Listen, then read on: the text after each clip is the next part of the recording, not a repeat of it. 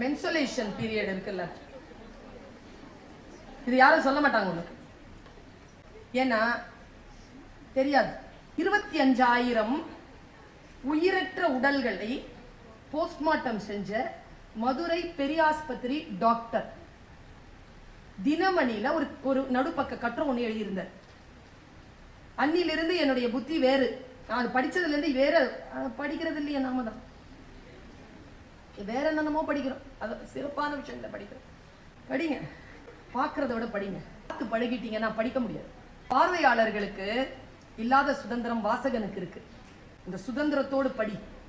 உடம்புல இருக்கக்கூடிய அந்த ஆய்வு கூறு, உடம்ப போஸ்ட்மார்ட்டம் பண்ண அந்த டாக்டர் சொல்ற 90 விழுக்காடு சூசைட் பண்ண அந்த பாடிஸ், ஆக்சிடென்ட் ஆன பாடிஸ் தவிர்த்து சூசைட் பண்ண பாடிஸ் மட்டும் எடுத்தா அதுல 90% லேடிஸ்ங்கிறாருங்க. அதுலயும் அவர் ஒரு வார்த்தை சொன்னாருங்க, நிறைய பேர் தீயிட்டு தற்கொலை செய்து கொள்கிறார்கள்.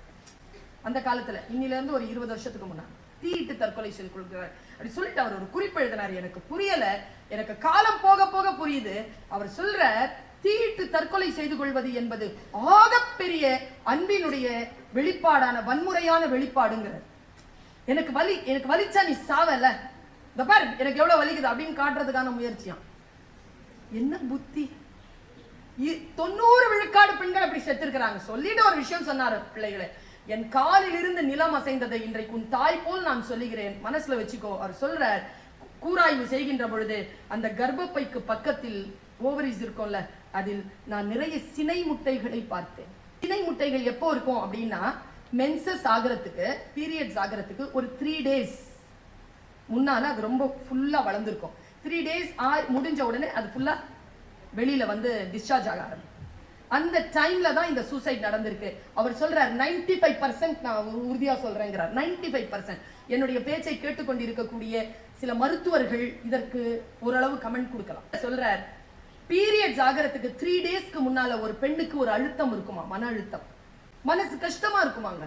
எது சொன்னாலும் கோவம் வருமா சட்டுன்னு. அங்க கெரோசின் வச்சிருக்குது, நீ வேற அவ பிரச்சனையில இருக்கிற, அதை வேற காட்டி விட்டுறாத, சொன்னாலே போதும், போய் அதை பிடிச்சிருவான்.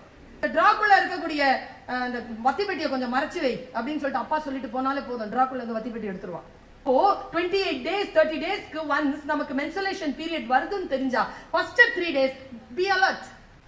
புதிய விஷயங்களை, ஸ்ட்ரெஸ்ஸான விஷயங்களுக்குள்ள போகாம உன்னை நீயே கண்காணித்துக் கொண்டிருப்பதற்கான அந்த மனப்பான்மைக்குள் நீ வா. கேளிக்கைகள்ல ரொம்ப மனசை ஸ்ட்ரெஸ் பண்ணாத.